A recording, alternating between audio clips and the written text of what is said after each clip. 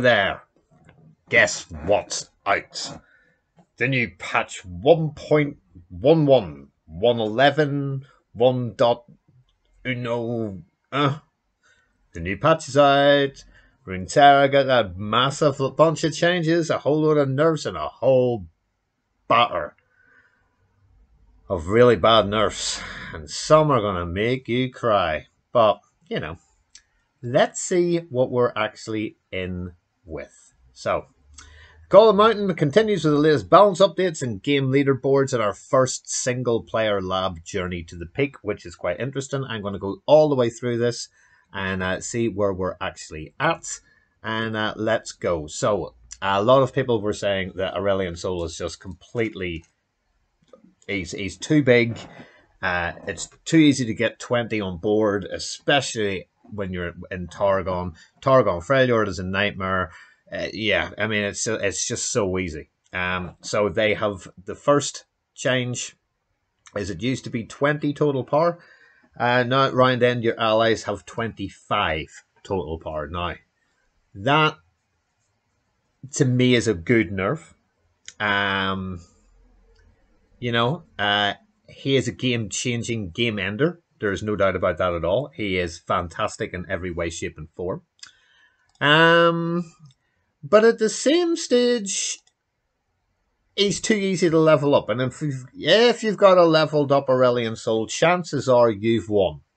No matter what deck you're playing. If your opponent has done that, or if you're playing an Aurelion Sol deck and you get him leveled, you win. They're just long games. And now it's going to take a little longer because it's round 10 for that unless you've got the unit that allows dragons to come out one cheaper so you can play them in 9. But then you're going to want something like Living Legends to go right across the board and fire at all the celestial stuff and things like that have also been changed. So, you know, there's a lot going on. You know, he's still got a spell shield. He's exactly the same. Now the card reads 25 total power, not 20. Am I a fan of this? 1,000,000%. So many people are our own streamers, the people on my Discord, the Dongers of Runeterra, people at the Twin Sons podcast, everybody's just went, will you please do something? I think that's a very good minor fix. It's not the biggest fix in the update, though. This is not the biggest thing in the patch. There are other ones that will make you go, what? So let's go. So he's the only champion that has been changed. There were rumors about Tarek being changed that have not come to pass in patch 11. They just haven't. So maybe 12, possibly. But let's go on. Now here's the one that I imagine BBG is literally crying into his bowl of cereal right now. I think he's choked on his apple. Radiant Guardian, one of the very best followers in the game. A unit dies, you put this down, it gets lifesteal, it has tough. For 5 mana, it was a 5/5. It's now a 4/5. So people are playing around it way too much, going, well, if I kill you, you 5 left, you're a Demacia deck. Chances are 90% of the time you're keeping your 5 for a Radiant Guardian. They will maybe throw out something that they think people will kill to be able to get its lifesteal tough, which it still gets, but that drop in health, sorry, not health, in attack and in power, that is not good. That's not good at all. Is it still a good card? Well, of course, any card that you drop down that gives lifesteal and tough, it's still essentially now a 4/6 instead of being a 5/6. It's now a 4/6. So it will still stay around, but it won't be doing as much as it could before. And like it says at the bottom, these could, you know, a Radiant can take out Hecarim or Darius before a level up. That's horrible. But I mean, it can still take out a lot of things at 4, you know. So no Draven, no, you know, no Diana, no Nocturne, no Lulu. Still does brilliant amounts of things unless they're barriered up or they've got, you know. It's still a good card. Was I expecting this? Yes, I was expecting this, to be honest. This has been well looked after for a wee while. I like it. I like it. As a Demacia fan, I don't like it that much, but it's one of those cards that were defining the meta. The same with Aurelion Soul. So two cards that were really, so they've been nerfed, and which that takes us into this. So Inspiring Mentor was a 1-2 for 1. Now it's a 2-1. And now it's a 2-1. Okay. And they've also changed Pix. So we're going to do the two of these together. So Pix was a 0-1 for 1 mana. He was a 1-2 for 1 mana.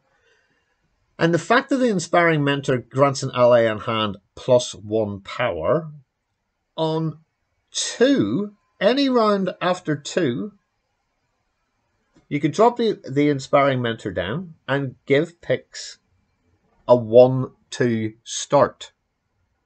And then the supported ally that Pix goes with gets 2-1. So now the Inspiring Mentor now becomes a 4-2. That is a grand total of 5 damage you need to stop.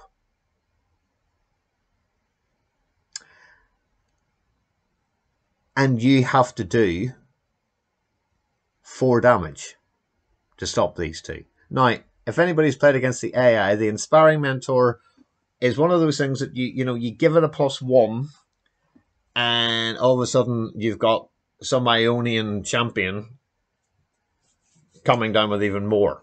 And that's problematic, especially if you're putting that onto the likes of Shen. That's not nice.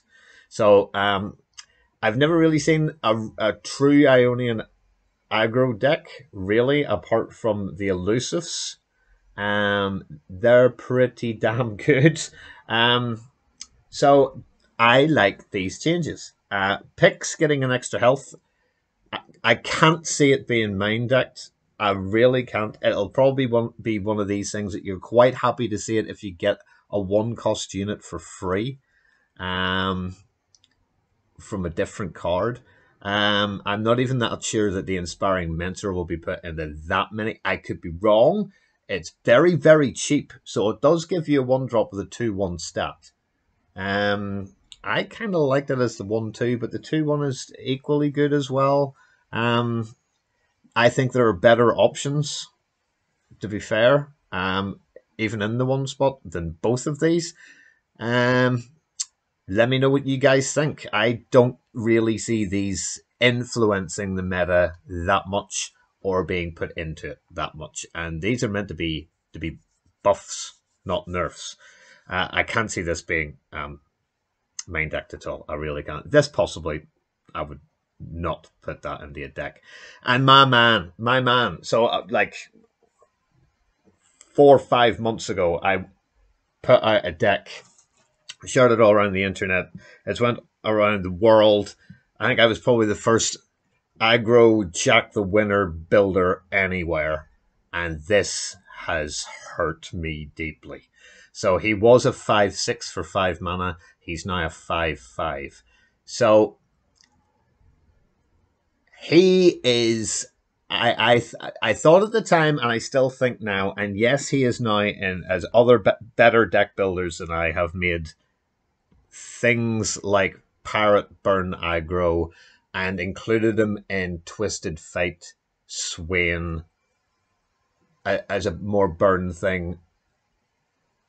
He was fantastic because of Sleep with the Fishes. Now, Sleep with the Fishes is a slow spell that costs 0 mana that you deal 2 to 1 of your units to do 2 damage to the Nexus. So if you're running like Gangplank or Swajani or things like that where you needed, different turns, and if you're running things like Make It Rain or Parlay or Warning Shot and all these other sort of things, Death's Hand, you can literally 1 at a time, and a couple of elusive units like the Slippery 2-2 that gives you mana back. So if you got the Wave Rider down, you were literally by turn 5 pretty much have a leveled Sage or a level Gangplank or Something like that that allowed you to do something really good with. Do I like this? From a 5/5 card, he's now a 3/4 card, I would say. Depending on the matchup, I think he's probably a 4. That one drop in health really does hurt. He can't trade with Gangplank any longer. I mean, he can still trade with the 5/5 dragons. He can still compete with all those. A non-leveled Sedge, he can he used to be able to compete with. Now he can't. He's not quite as good. I really rated him as like a 4 out of 5 character easily, if not a 5 out of 5 character. I'm going to make him like a 3.54 character now. That drop in his health is a lot. You could put him down on 5. On turn 6, put 2 on him. On turn 7, put 2 on him. And then, do him again. Depending on how you've used him, have you put him out? Have you not put him out? Is he taking more damage? Once he gets down to 1 anyway, I would put it on something else just to get another one, because that's how burn works. Keep your burning, sensational, free-giving spell going as often as possible. And sometimes you have to, sacrifice him to take a big thing off the board, which is fine. But, that free 2 damage every round is really good. Speaking of really good and another nerf, so I mean we saw 2 buffs, which were these, which are they're meh, to be honest. Those 2 are just wow, and then we get Petty Officer. So Petty Officer is now going. It was a 3/2. Far too good. The fact that you're getting a keg or a random cost follower for 3 is just stupid. Every Bilgewater deck has this. Everything. Without fail. So they're putting it back in. They're going back to their original draw point, which is where they went, right, 3/1. Is that worth 3 mana to get a keg or a random 1 cost follower? Now, before he was nerfed to a 2 health, he was in Bilgewater decks anyway. I can't see this changing anything about this at all. The extra unit or the keg, depending if you're going down the Gangplank route or like a swarm across the board TF swaying thing, it doesn't matter. The extra health or the extra powder keg to help level up Swain, to help kill off more units, to help TF's red card do more damage right across the board, taking out more. This makes no real difference. He will die quicker. But then an awful lot of people, you're either going to be, by the time he comes out, most things are dealing 2 damage and he would probably die anyway. I like the change. I can't see it making that much of a difference. It was way too powerful at 3/2 for 3 mana with a free keg or a follower. Like, for instance, if you had TF coming up, you would probably powder keg, drop him down and wipe out their board on your attack turn. So I don't think it'll change. He's still going to be in Bilgewater. Now, somebody at Riot needs to turn around and tell me what the fuck are you thinking of? Because this sizable buff, I'm going to keep that highlighted. This isn't a sizable buff. This is where somebody needs to explain to me how people had this card, which used to say, give an ally spell shield this round. That was 3 mana. That's what it is. Burst spell, have a spell shield. And then went, no, that's not good enough. That's not good enough. Nah, let's do something else. Let's make it a grant, so it stays. Okay. Had that have been the only change, it would have still been brilliant. But no. Around this little table, somebody went, do you know what would be really, really funny? Like, if you could, like, add +1 and +1 to health and power and grant that as well as the spell shield. For 3 mana burst. Lee Sin is doing this. Aurelion Sol is doing this. Because you just put this onto something else. You're normally 1 off the 20. You're probably going to be 1 off the 25. You do this, it's 1-1, good night, leveled. Why the hell isn't Aurelion Sol 30 then? This is a Targon spell.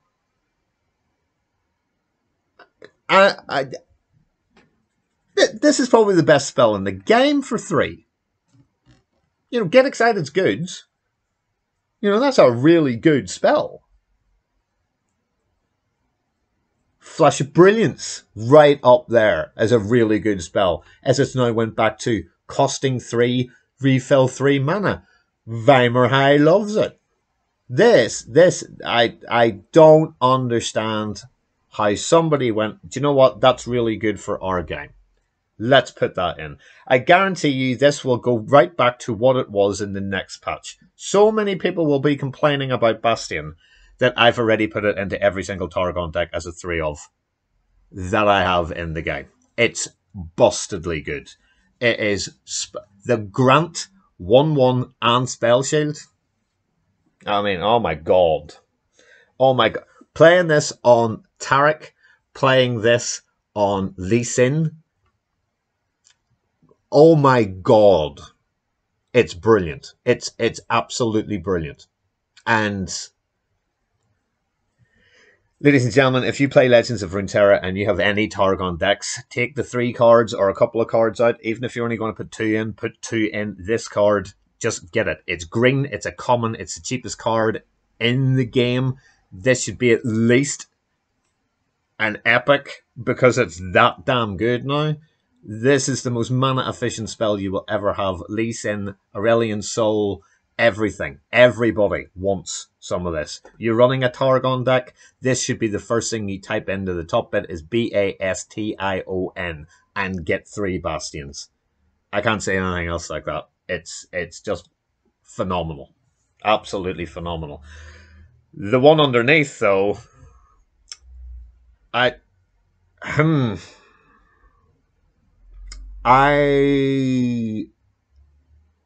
love this. I hated Cosmic Inspiration. So the old text was, if you behold a celestial card, grant allies every word 2/2, then refill your spell mana. Right, okay. But the new text now says, if you behold a celestial card, grant allies every word 2/2. It costs 7. You can have an invoked dragon for 7 that has fury and maybe a spell shield. Unless you have absolutely everything that you need. So this is the first celestial card that has been pulled back in because it was horrible. You would see everybody getting this. Yes, it's a slow spell. Yes, it can be denied. But, the fact that you then got your spell mana refilled too was just way too much. Just way, way, way too much. So, if you were playing in a slowish game, like 2 Aurelion Sol decks going at it, or like Trundle and all the trolls and all that sort of stuff, that the game's going to go on for a while, right? For them to get 3 more mana to be able to put something else out, like the let's stun 2 enemies, is just, no. I adore this. This is a great, great nerf. That's what it probably should have been in the first instance. To be able to get more spell mana back. And yes, I was saying about Flash of Brilliance, but Flash of Brilliance is 3, not 7. 7 everywhere to get things 2/2.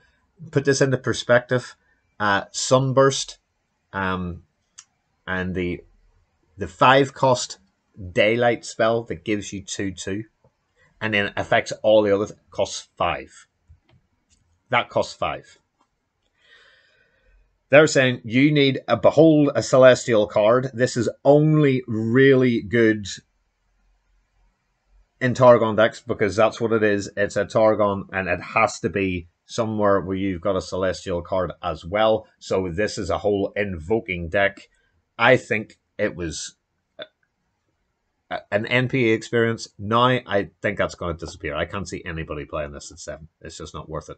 And people wanted to know about Grandfather Ramul. So they said, more hugs. Well, yes, now it's 2 allies get 4 health. And I still don't think he's going to be main decked anywhere. Unless we are in some sort of Vladimir troll Freljord tiny thing of stuff. I don't really see it. His 8 cost for 8/4 is not good enough. His overwhelm isn't good enough. I just genuinely don't think he's got enough there to be a main contender. Now, I assume somebody like Mogwai is going to build a Grandfather of Ramul deck to see if it's what it's like, and I guarantee you, probably by the end of the day, he will have hit this like delete button. It's too expensive, and you know, for 8, would you rather play this for 2 allies to get +4 power, or a Mind Splitter that's an 8/8 and stuns 2 things permanently for the same cost in the same region? I liked it. I would have much rather seen Ramul be something like grant all allies +2 power. I think that would have been really good, even if it was just for the round, or when attacking, or something better than that. Just to be able to like give 2 allies +4 power does not do enough for me. And then my favorite nerf in the entire game. And there's a wall of text. There is a wall of text here. So here we go. Hush. The fact that Lux can put out 2 of these, because it creates a fleeting hush in hand. Lux then gets a warning shot that does 4 overwhelm damage to a unit. Now she can't. So this is the one that has probably had the most amount of criticism. Because at 9 mana, you can just go, no, we'll hush that, we'll hush that, we'll hush that, and fuck you. Your turn's over. And in the meantime, probably killing things left, right, and center. It's a brilliant way to stop Lee Sin. Just puts him straight back to a 3/4, and he's just ruined for the round. Ruined. As I say, Lux could completely just ruin this. Karma adores this card. So I have got a Karma Lee Sin deck that runs 3 of these. I'm going to be taking it out to do 1. Because, again, if you cast, a whole load of stuff, the text changes now. It creates a new fleeting card that costs 1 more. So it was really bad. Like, there's no interaction. People start playing Hush, your turn's dead. But, if the first one you play is 3, the second one you play is 4, that's 7 mana you need. The next one then costs 5. So that's 12 mana to do it 3 times instead of just the 9. Now that's huge. I still think Hush is fantastic. It's a very good card. But that it costs 1 more every time you use it, is it better in this patch? So it's more difficult to apply to multiple silences. So, do you run 3 of these? Do it once, let it go. Do it again, let it go. Do it a 3rd time, let it go. Because the 4 and the 5, the 3 extra mana, no. I don't see this being mana efficient anymore, to be fair. Yes, it silences champions. You could Magic Shot an Aurelion Soul and then hush it. Just hush it. All together. You know, it's fantastic. Or hush it and then obliterate it, which is why invoking is so phenomenal. And I love the fact that the vast majority of the things that they're looking at changing here are from Targon because it is the most recent expansion. We're getting new cards from Targon. We're getting 3 more new champions. I love the fact that it hits so much, and I love where they say they've listened to your feedback to discuss the card. Okay, so the access to silence is difficult to justify in a region where we want to have a general weakness against wide boards in combat. This just stops it altogether. So, not only is this what it's going to be, but in the next patch, if we continue down the wall of text, they'll remove Hush's repeatable aspect entirely and reduce its cost. So I would say this will go down to a 2.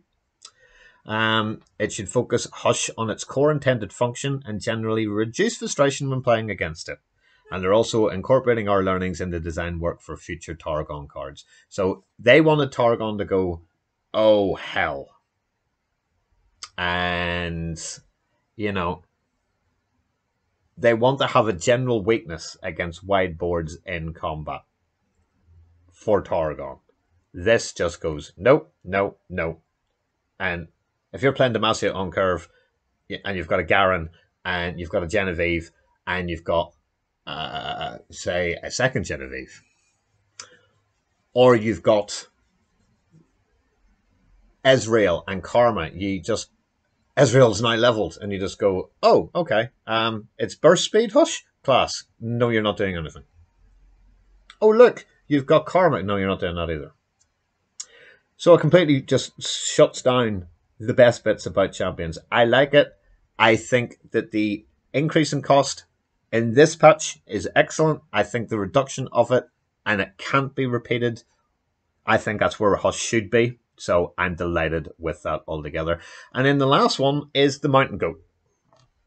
The who? Yeah, the Mountain Goat. He's from Targon. He's got a big, huge, like, purple head. He's now a 3-2 instead of a 3-1. Yes, he gives you a gem. Yes, he'd be really good in Tarek. Yes, he'd be really good in Lee Sin. Nobody put the cloven hooved guy in. He's okay. He's okay. If you put it up against something that has only got one power, brilliant. You'll get 2 gems. If it's up against anything with 2 power, you get 1. To be fair, I'd rather have Mentor of the Stones for 1-1 to get 3. There we go. That's my thing. I still can't see that being main decked either.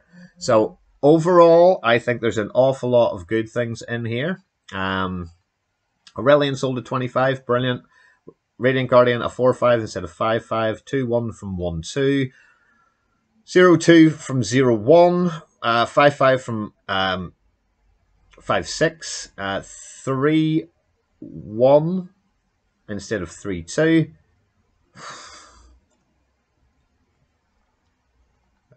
Oh my god. Brilliant, because that was crap and it's now out of the meta. That trash, and that's a brilliant change, but I am looking forward to no repeat, no fleeting, cheaper cost one-off use. And meh.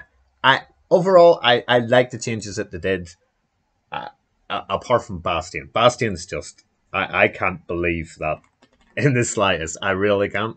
But there we go. If you want to see what the rest of it's like, there's Astra. She's a gentle, floricultured guardian who seems to really enjoy wanting to be around Lulu. To be honest, there's our guardian card back, which we'll be able to get. I assume the Targon will then open up to level 29, so we can get those. We've got the new minions, which are all pretty good. These little the emote Yajelly. And then a single player lab. So you choose your deck. It's either between Leona or Diana. Choose a powerful passive. Pale Moon, Harness the Heavens, or Mystic Moon. To be honest, I would need to see who we need to be up against. So it's a single player lab, and you're playing against the AI, by the sounds of it. Then, you complete your journey with leader champion to earn a unique icon for each. Face 3 unique, increasingly challenging battles against formidable enemies. So it's Lulu, into Trundle, into Aurelion Soul. Customize your deck by drafting reinforcements after each game. Build your strength to reach the peak.